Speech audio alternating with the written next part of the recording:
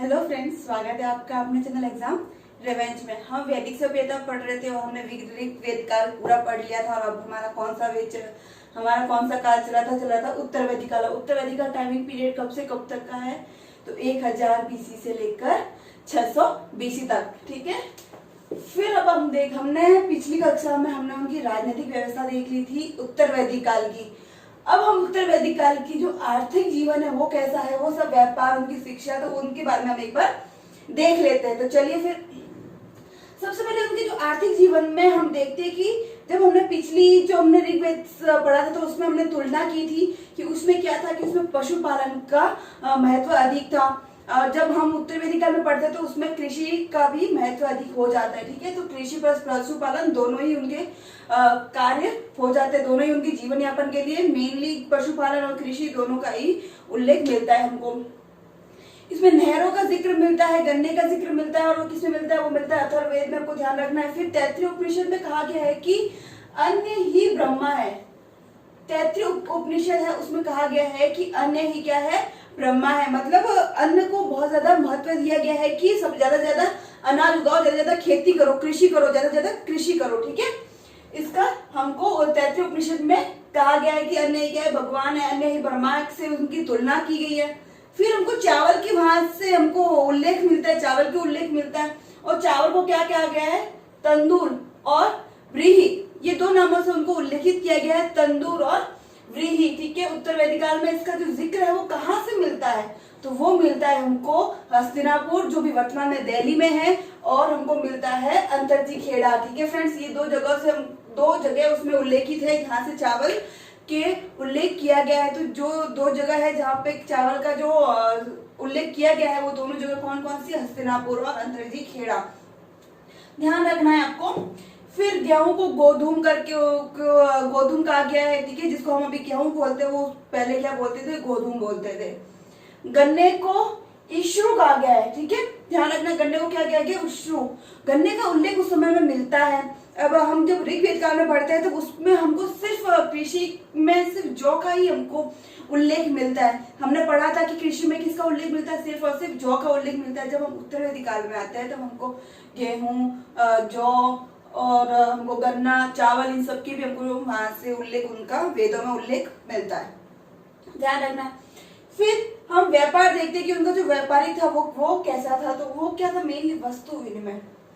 वस्तु विनिमय मतलब कि जैसे कि मेरी आवश्यकता है किसी चीज को लेकर है, जैसे कि कोई जगह ले लो, बाड़मेर जैसी जिला हो गया जहाँ पे मेनली जौ की ही और उनकी खेती ज्यादा होती है। ठीक है। और जैसे कि कोटा ले लो जहाँ पे गेहूं की वगैरह फसल ज्यादा होती है। तो वो लोग क्या, उनकी एक दूसरे की इच्छाओं से वाकिफ थे कि हाँ, इस जमीन पे जौ नहीं होता, उस जमीन पे गेहूं नहीं होता। तो इस तरह से वस्तु विनिमय का आदान प्रदान किया जाता था। उस समय में कोई मुद्रा तो थी नहीं, तो इसलिए अपनी आवश्यकता के अनुसार वस्तु का विनिमय के आधार पर उनका जो व्यापार किया जाता था, उनकी आवश्यकताओं की पूर्ति की जाती थी। ठीक है।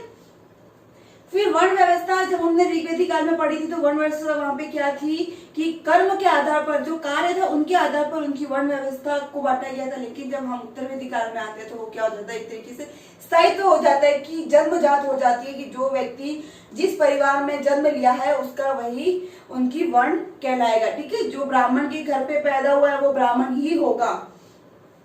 फिर अस्पृश्यता का जिक्र नहीं है। फ्रेंड्स, हमको ध्यान रखना है कि इसमें उस समय में अस्पृश्यता का जिक्र नहीं है। ये जो अस्पृश्यता का वगैरह जो जिक्र है ये हमको मुगल काल में वगैरह, जब हमारा जो देश आजाद नहीं हुआ था उससे पहले की जो ये उसमें हमको उल्लेख मिलता है। जब हम पढ़ेंगे तब हम उसमें देखेंगे। ठीक है। फिर उनमें जो शिक्षा, आप शिक्षा देख लेते हैं कि वहां की जो शिक्षा वो किस प्रकार से थी। अब सबसे पहले जब हम वेद पढ़ते हैं तो वेद क्या है? वो श्रुति साहित्य। अब श्रुति साहित्य के बारे में मैंने आपको पिछली कक्षा में भी बताया था कि जो सुनकर आगे से आगे, पीढ़ी दर पीढ़ी क्या हो गया, वो ज्ञान आगे से आगे बढ़ा है। ठीक है। जो सुनने के आधार पर आगे से आगे उसको बढ़ाया गया है, वो अग्रसित हुआ। ठीक है। अब जो वेद थे वो क्या थे? श्रुति साहित्य थे। ठीक है। फिर जो आश्रम व्यवस्था थी, जो आश्रम व्यवस्था जो गुरु के समीप रहकर अध्ययन किया जाता था और अंतिम लक्ष्य क्या था? मोक्ष की प्राप्ति।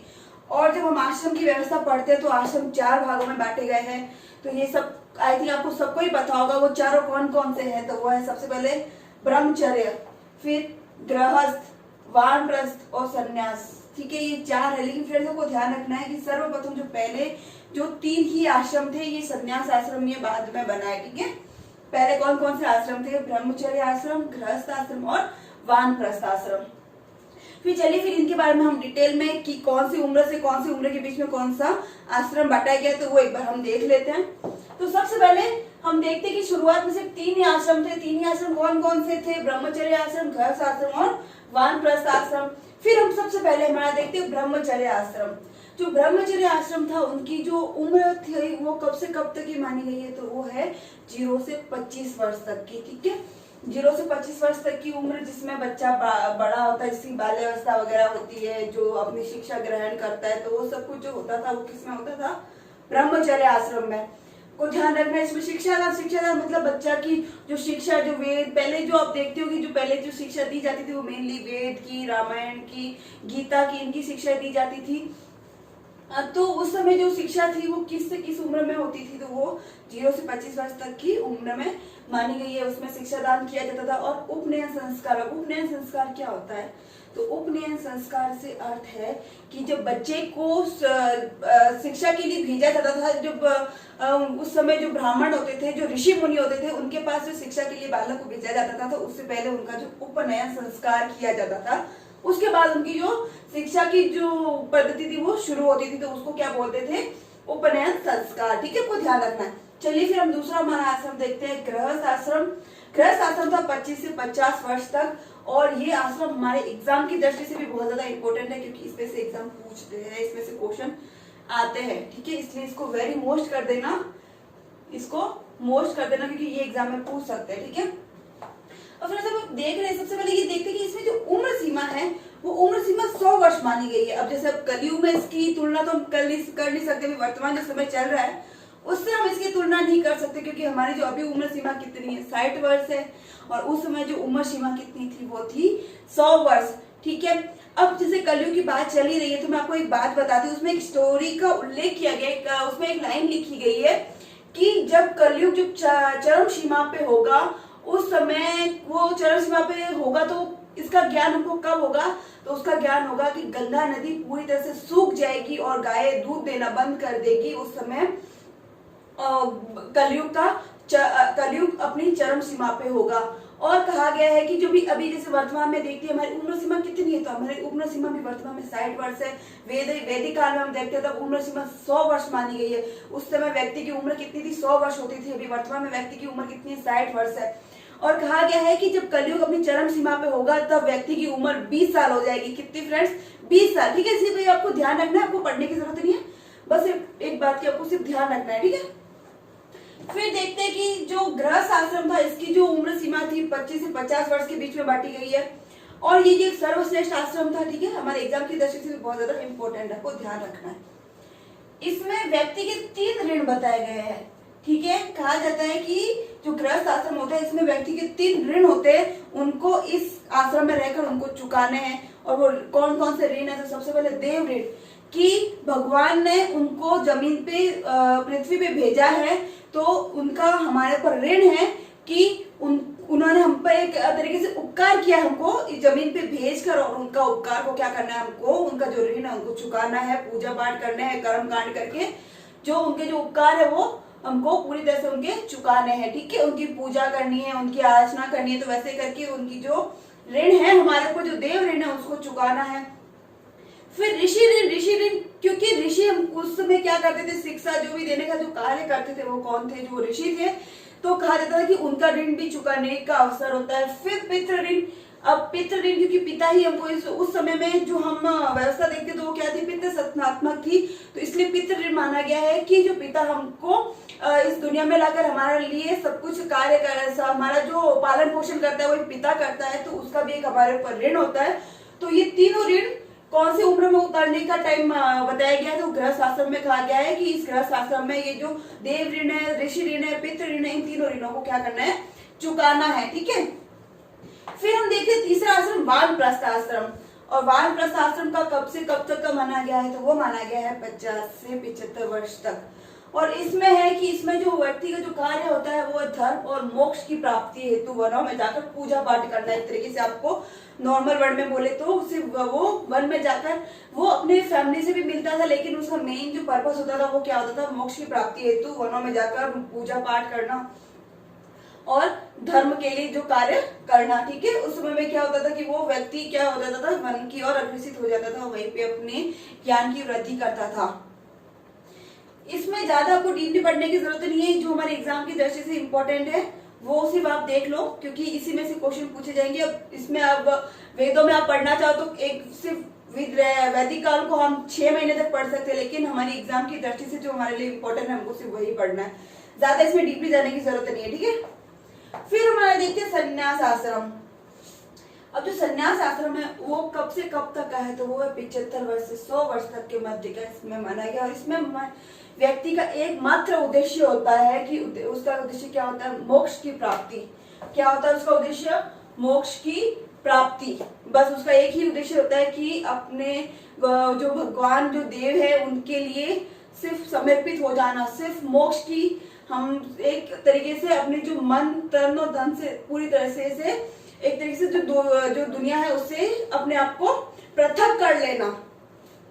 ठीक है, ये 4 आश्रम है। कौन कौन से आश्रम है, ब्रह्मचर्य आश्रम, गृहस्थ आश्रम, वानप्रस्थ आश्रम और संन्यास आश्रम। ये 4 आश्रम है, इसको आपको ध्यान रखना है।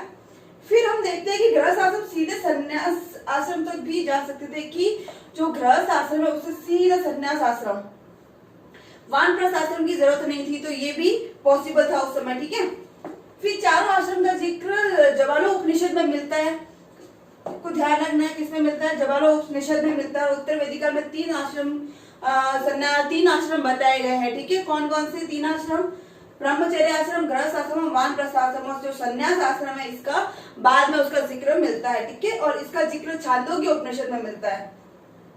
किसमें मिलता है फ्रेंड्स, छांदोग्य उपनिषद में मिलता है। फिर इसमें एक गोत्र शब्द का भी उल्लेख किया गया है, जो ऋग्वेद काल में उसका उल्लेख किया गया है। किस शब्द का होता है, गोत्र। ठीक है, जिसका ऋग्वेद काल में उल्लेख किया गया। गोत्र जो किस शब्द से मिलकर बनाया था, वो गोष्ठ से मिलकर बनाया। ठीक है, ये क्वेश्चन पूछते हैं, इसलिए आपको ध्यान रखना है कि जो गोत्र शब्द बनाया वो किस शब्द से मिलकर बनाया, तो वो किस शब्द से बनाया, तो वो गोष्ठ शब्द से बनाया।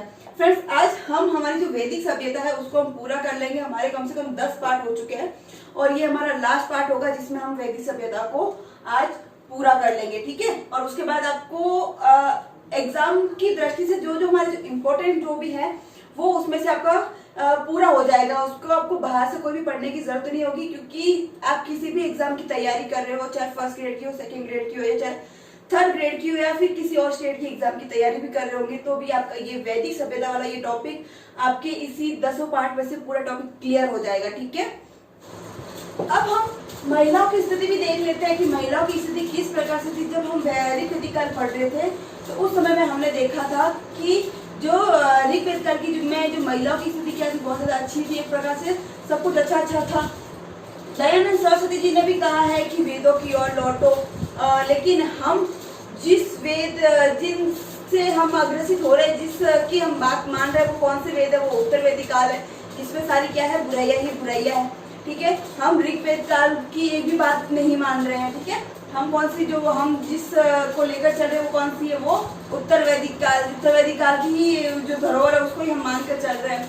तो उसमें जो महिलाओं की जो स्थिति क्या थी, बहुत ज्यादा खराब हो गई थी। सभा और समिति में उनका जो प्रवेश था वो भी वर्जित कर दिया गया था। फिर हम देखते हैं कि इसमें जो ऐत्रेय ब्राह्मण में कहा गया है कि पुत्री सभी दुखों का कारण है।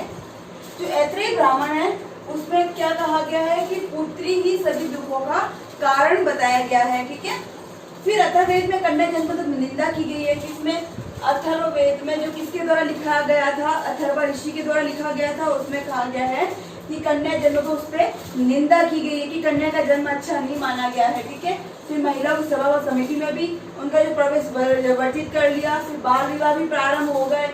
जो सारी कुरीतियां थी ना, जो सारी बुराइयां थी ना, वो उत्तर वैदिक काल में सारी आ गई थी। ठीक है, पढ़ाई के लिए जो उपनयन संस्कार होता था महिलाओं का, उस पे भी रोक लग गई, वो भी बंद हो गया, क्योंकि उनकी जो शिक्षा पे थी उस पे रोक लगी। हाँ, कुछ हम जब पढ़ते तो उत्तर वैदिक काल में भी कुछ विदुषी महिलाएं थी, लेकिन मेनली जो महिलाओं पे जो शिक्षा संस्कार था, जो उपनयन संस्कार था उस पर क्या कर दी थी, बंद कर दी गई थी।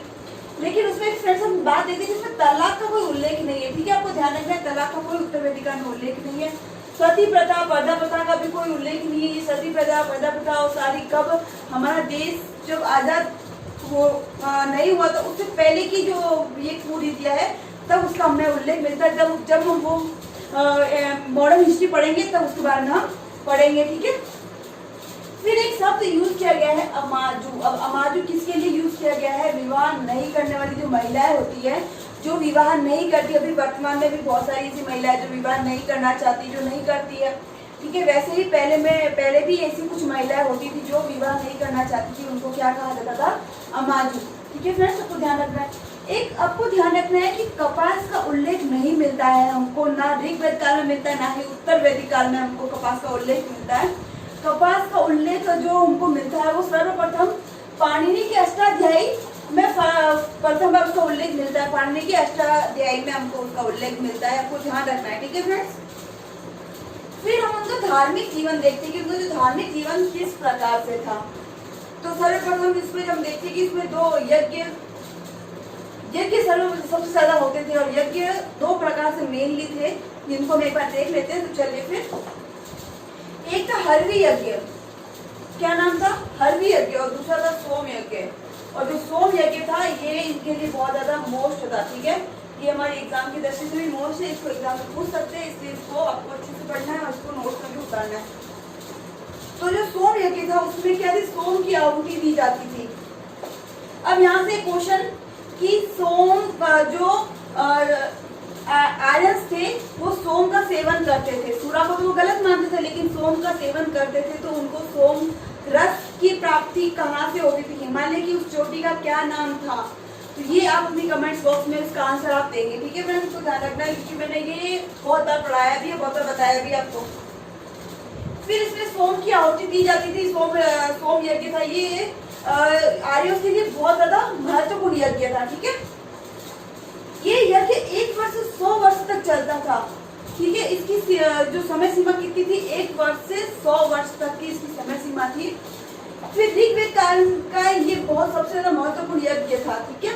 ऋग्वेद काल था उसमें सबसे महत्वपूर्ण यज्ञ कौन सा था, सोम यज्ञ। फिर ये क्या था ना, ये पूर्ण रूप से पंडितों पर आश्रित था। ये जो यज्ञ होता था ये पूरा पंडितों के द्वारा करवाया जाता था। फिर हम एक बार हरवी यज्ञ भी देख लेते हैं। जो हरवी यज्ञ था इसमें होत्री या पंडितों की जरूरत नहीं होती थी, ठीक है।